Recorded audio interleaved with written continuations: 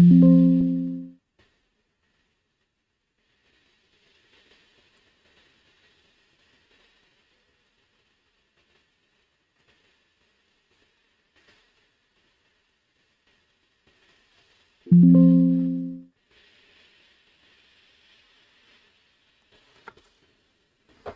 I've just had a message back. It seems that we've got some stuff going, but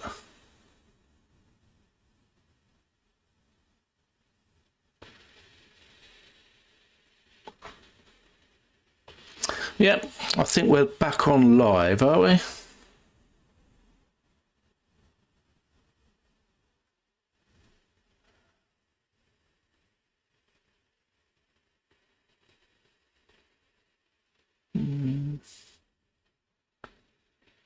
I'm not convinced.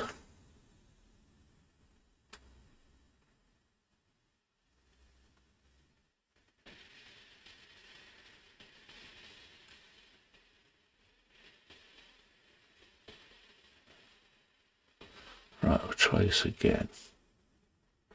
Reuse settings. Next. Next. Right. Done.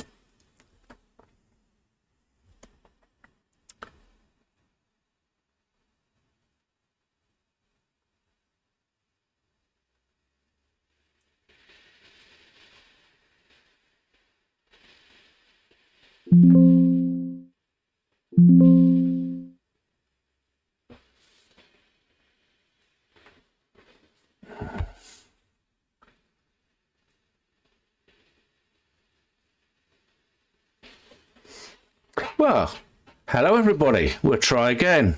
Not quite sure what was going on, but it looks like something's working now. So, welcome everybody to Friday Night Live from the Cloudy Sky Fantasy Football Show. We are a week away from the big kickoff, Liverpool v Bournemouth. So we're going to have a look and see what's happened in Cloud Fantasy Football in the 2 weeks since the game launched. We're going to have a look through a recap on the rules for new people. We're going to have a look through some of the fixtures, bit of a faux pas from yours truly last time out. We're going to have a look at some players, some ins and some outs. We're going to have a look at a sort of a mini template team that Kieran was kind enough to send in. We're going to have a look at the planner, which is up on Patreon now. We're going to answer some questions that have come in, look at some mini leagues, and then let everybody get off and enjoy some sunshine. So I think I can see that we are going now. I'm going to trust a look and carry on and hope that it works.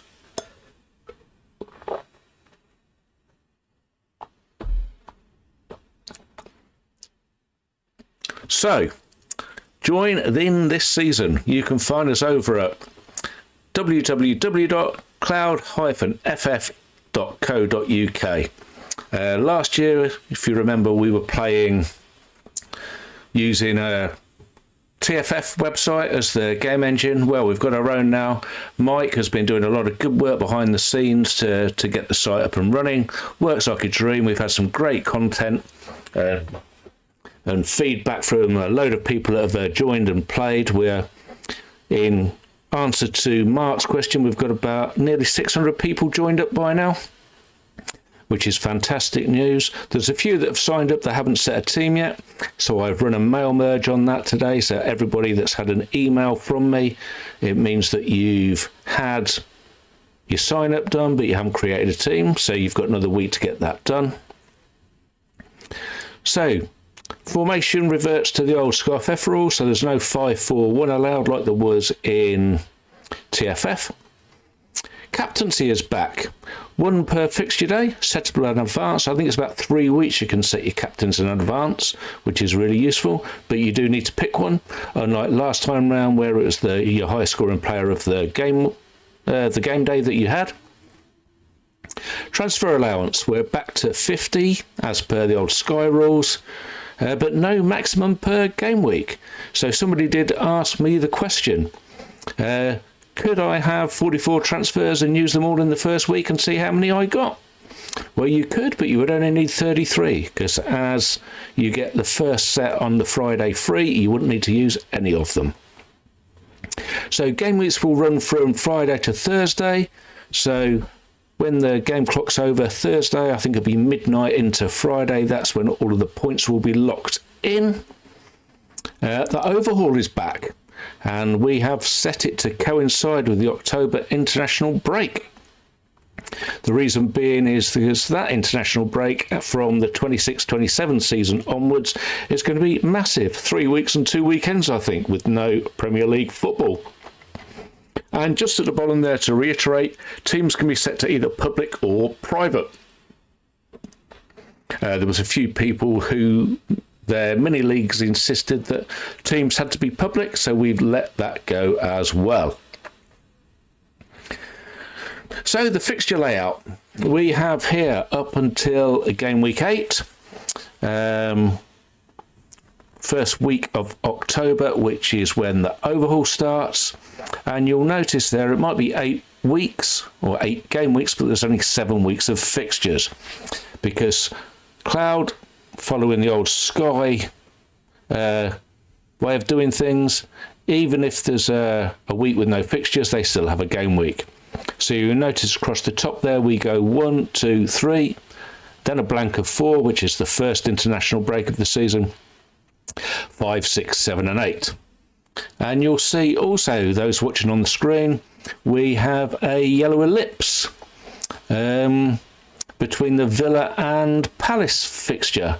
The reason being, at Friday night, we still don't know whether Palace are going to win their appeal and change into a different European competition, which could mean that they'll be playing on the Thursday night prior to that suggested league game against Villa. And if that happens, we should find out early next week, I was led to believe. Then the Villa Palace game will go to Sunday, likely 2 o'clock or possibly 7 o'clock, depending on where the fixture is. And then the other thing that we noticed with the fixtures, I said last week that I thought only 2 of the games in game week 8, just before the overhaul, could be on Friday. I'd forgotten that Manchester United weren't in Europe this year. So there is an outside chance that Manchester United could play their game against Sunderland in the Group E TV package on Sky on the Friday night. The 2 that I thought were at the top and the bottom of this fixture list, Bournemouth v Fulham and Wolves v Brighton. It could be that there's no Friday night game, but with the amount of fixtures that are allowed to be shown on TV from this season, those that have seen Sky advertising 215 at least, I think there could be more than that. Not that you'll be able to see them all, because some will be played concurrently, of course. So it could be that Manchester United against Sunderland is a Friday night game in that week. So, key players, ins, outs and maybes. So on the screen here we have, starting at the left, Gyökeres, who has finally become Arsenal's talisman striker, or so the Gunners think. He scored a lot of goals in Portugal. He's come across, is fairly reasonably priced as a transfer compared to a lot of players that have moved this year, I think. Whether he can start putting all of the balls in the back of the net remains to be seen, but I'm fairly sure it's better than having no striker at all. So Mr. Gyökeres has come in at 11.5, third highest priced player in the game. I've got a comment. I'm just going to have a quick look here, see if that's saying that it is working or we're not working. We'll find out. I think Aaron is in. If you are, that's great to see you, Aaron. I'm not sure that I can see this live at the minute on my thing. Let me have a quick look and see if I can. 2 ticks. No, it still says it's upcoming. So I'm glad that you're here, Aaron, and that you can see. So I'm pleased about that. I'm going to have to see what went on previously, but leave that with me. So Gyökeres, 11.5. He is currently 3.5% owned, so not very highly. And if we go back on the screen and have a look at Arsenal's fixtures, they are playing Manchester United away, then a good fixture at home to Leeds, albeit on a day where there's plenty of other games about. Then in week 3, they visit Liverpool. In week 4, they host Nottingham Forest. Well, that's week 5 for the 4th fixture. Then they host Manchester City.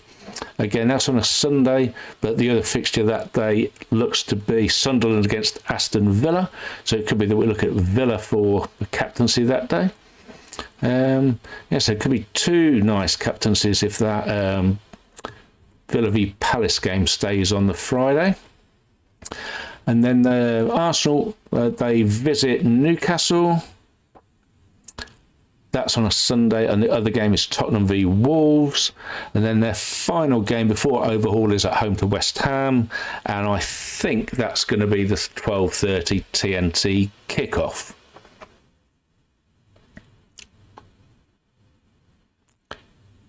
So if I go back, so there's Mr. Gyökeres. If we look next to him is James Maddison. Now, unfortunately for him, in the friendly game that they were playing last week, he's managed to do an ACL. So I don't think we're going to see him, certainly for this season. He was priced at 10.6 and in 0.2% of teams. Whether Tottenham end up going for another player, I think Harvey Elliott of Liverpool has been mooted. If he does go there, he'll be a good signing. Remains to be seen. In the middle, causing all kinds of trouble this summer, is Alexander Isak. Will he, won't he? Does he want to? Well, it looks that way. Will they let him? No, it probably doesn't. Can they get a replacement in? Doesn't seem so at the minute. Everything they look at seems to disappear and go somewhere else. So Isak currently in 6% of the teams. He is 11.5 million, so another high price player. But as we saw at the end of last season, if he plays and plays well, there is no reason to think that he's not going to score a lot of goals whichever team he plays for. But whether you want to start the season with him, because I don't think he'll be starting the season, is another thing coming. So one probably to watch and wait. Next to Alexander is Levi Colwill, and a bit like James Maddison, he's done his ACL this week, and he's not going to feature highly for what looked to be a promising Chelsea side. He was, or is still, 8.5 million, and he's in still 12% of teams. So what will the Chelsea backline look like? It's difficult to know, but it's certainly going to be worse without him in it. If we can find another player that's going to play the first 7 games and do well, Mr. Chalobah, we're looking at you possibly, then that could be the way to go. And then sneaking in at the end there is the palindrominator, Mr. Ekitike, who's signed for Liverpool, under the noses of Newcastle, we might add. And he is priced at 10.5 million. So if he's going to be wearing the number 9 for Liverpool and scoring goals through the middle, one to look at. He's only in 1% of teams, because I think of the vast majority, as we will see as we move on, it's Mr. Salah for Liverpool, if that's who you want to nail yourself to the mast. Nail your colours to the mast is the word I'm looking for, I think. So let me have a look here at the template team that Kieran sent in. And it is Kelleher in goal. And he is currently in 19% of teams.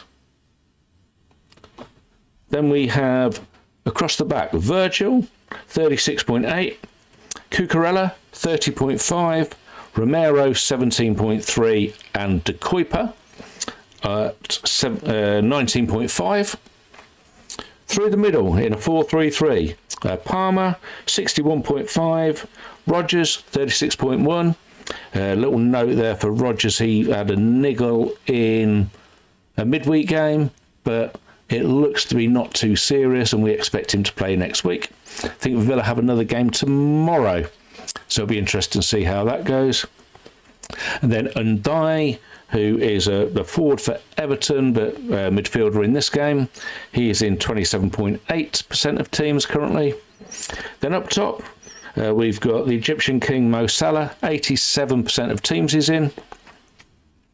The Norwegian, the Robot, 60.7. And then João Pedro in 19.8. And that team, I think, has got 0.5 in the bank. Yeah, 0.5 in the bank, so 99.5 million. And their overall ownership, if you add them up, is 416.1%, which when you divide by 11 gives an average of 38%. So even though it's the highest owned team that you can afford, it's still only in a third of teams. And I think you'll probably find a third of teams is having a number of the players, not having all of them. There'll be very much less that's got all of those. So let me look back to where we were going next. So I'm going to have a look at the planner. This is from my Patreon, Cloudy Sky Fantasy Football Show. You find me over on there. And updated this week has been both of the planners. We've got the standard Excel and the new Google Sheets that was sort of trialed and successful last year. This is the one where you don't need to do any of your own manual updates. It does it itself. So I'm going to have a quick look through this and see what bits and pieces we can find. So this is one I have opened earlier. So I'm going to go back to... Can I go back to the start from here? Should be able to, I think. Yeah, I'm just going to move this to the left. So this is what it comes up with. I'll just wait for this to load in now. Yeah, really sorry about this, peeps. I'm not quite sure exactly what's happened. I can see that we've got it's recording. It's on auto stop. I'll probably have to upload this later. Somebody sent me a message under here. I think. Yeah, thanks, John. I did pick that up. Hopefully. Didn't realise you could see that under there either. Okay, so this is what the planner looks like. And this is the team that we selected live last time round. This is the one I've left in there for the planner. And I'm just going to have a run through here to show people how it works. So if I wanted to pick the team that Kieran had on template, you just click on here if you want to change Pickford. It comes up with a drop-down list. Of course, very slow. It would be today, wouldn't it?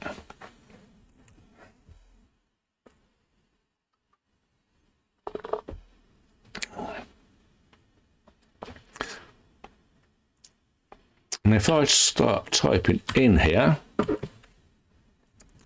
it should give me the option to click on Kelleher. And when it does, you'll see that this will change with his price in a minute, and then it will change his club. So yeah, this is all done live. So instead of Munoz, we want to pick in Van Dijk. Cucurella, I think, stayed in the side. Yeah. So we can leave that as is. Cucurella. Next to him was Romero. So you can see, all very easy. As soon as you click on and start typing in a name, it comes up for you. So De Kuyper was next. Palmer stayed. Rodgers. Undai.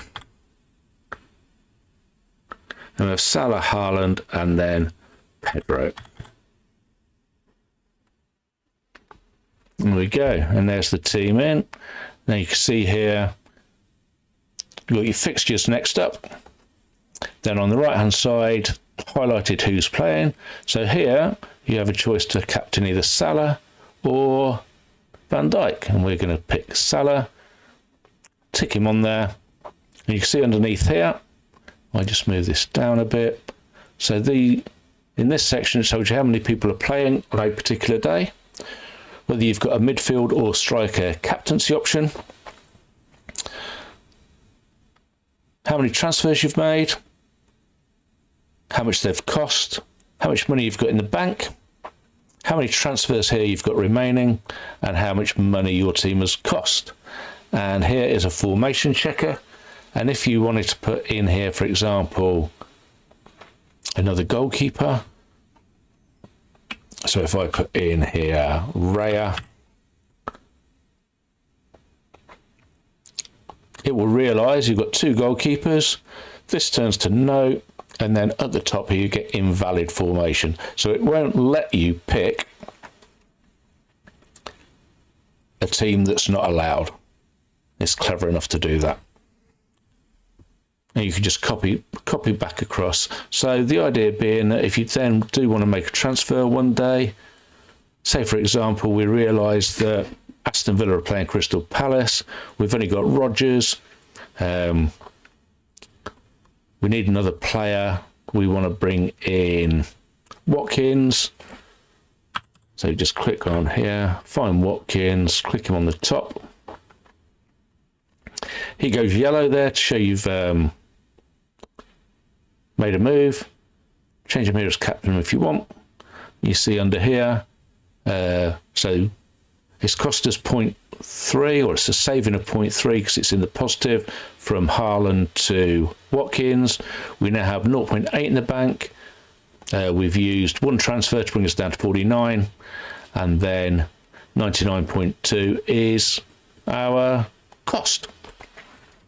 So that's basically how you make moves in the planner. And then moving further across, we have here, these are the calendars. So you can see here you've got everybody in alphabetical order, who they're playing and which day they're playing them on. Greens at the top are single game days. If you want to filter this by certain number of teams, you can. So you just want to look at Arsenal and Villa, click on there. It just brings those two up for you. Next to that, we've got a calendar in FDR, so fixture difficulty rating. There you see here, Liverpool away is the most difficult fixture, along with Arsenal away. Then the easier fixtures are Leeds at home, Sunderland at home, and yeah, Burnley at home. If you want to be a bit more longer term planning, you can have a look on this section and you can see between certain days how many teams people are playing. Start the season with everybody playing once a week. It's not as helpful as later on in the season. When we get to after Christmas, and you'll see that you've got teams with 3 and 4 for ones, you could put certain dates in at the top here and see what's going on. Same with the game weeks, same with the fixture days. Really useful tool. Next ones across here are just the players listed in alphabetical order, cost order, and club order. Then the bits you don't need to worry about, which are the player data and how it's stored. Then the bit that you do need to look at, which is the points, game week, value and position filter. Now this is where you can take a look at all of the players at certain stages of the season and see how well they've done. In pre-season, we're looking at last season's data with this season's points. And then there's various charts along the way. So you can see here we've got total number of points, points per 90, points per ownership, points per million, and points per million per 90. We looked at these last week, so if you want to see who did really well on points, you can have a look at last week's show. Awesome. Yeah, two the launch show, and it'll give you a good idea on all of these charts. Then a bit further along here, we've got ownership. So this is where it distills everybody down into how highly owned they are. So you can see we've only got 3 players currently above 60%. So Salah, Palmer and Haaland. Then you've got another 3 above 30%, which are Van Dijk, Rodgers and Cucurella. Then quite a lot further down. In fact, if we look here, there are, let's do a count on, there's 26 players. So it's quite a lot over 10%. Now, if we have a look further down, between 8 and 4%, there's another 27. So over 4%, we have over 50 players, which I think is quite a lot for this type of game. Then we have further charts along here. So if you want to use the planner, you can find it over on Patreon, patreon.com. Cloudy Sky Fantasy Football Show, and you need to be on the Stratus Navigator tier to see that. It gets good feedback. It takes quite a bit of work to put into it, and let's be honest, I'm better at doing that than I am at running these YouTube streams by the looks of things. So let's leave that as it is, and we are going to go back to here. So join the mini league. So the Cloudy Sky Fantasy Football Show League this year is going to be a prize league. There's several prize leagues. So next week I'll see if I can get a list of everybody that's got prize leagues up. There's the main league. I'm going to do one for this league as well. So join on the code 24 J for Juliet, 4 Lima, 68 D for Delta. First prize, £75, and I'm going to give away a Stratus Navigator tier for 26-27 season as well to the winner. Second place, £50. Third place, £25, so £125 mini league overall. So let's have a look at some questions that were sent in. First came from Aaron, and he says, who would you rather have for the first 7 weeks?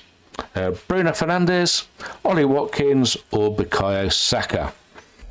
So let's go back and have a look at the fixture ticker, because I think that will be the key. They're all a similar price, and unless you want to have 3 different forwards, you could probably get Watkins in. Saka and Bruno both have the advantage of being midfielders. But if you look at Arsenal's fixtures, they've got Manchester United, Leeds, Liverpool, Forest, Manchester City, Newcastle and West Ham. Aston Villa have Newcastle, Brentford, Crystal Palace, Everton, Sunderland, Fulham and Burnley. So much nicer. Manchester United have Arsenal, Fulham, Burnley, Manchester City, Chelsea, Brentford and Sunderland. So all things being equal, it looks like Aston Villa have got the better fixtures. Then you look at the currently in game week 3 on fixture day 9, they have a single game day. So that would be an option as well. And as we discussed earlier, when Arsenal play Manchester City, Aston Villa are playing Sunderland. So I think that could be an optimal day for an Aston Villa captain. So in answer to your question, Aaron, I think Ollie Watkins is probably the best of the 3.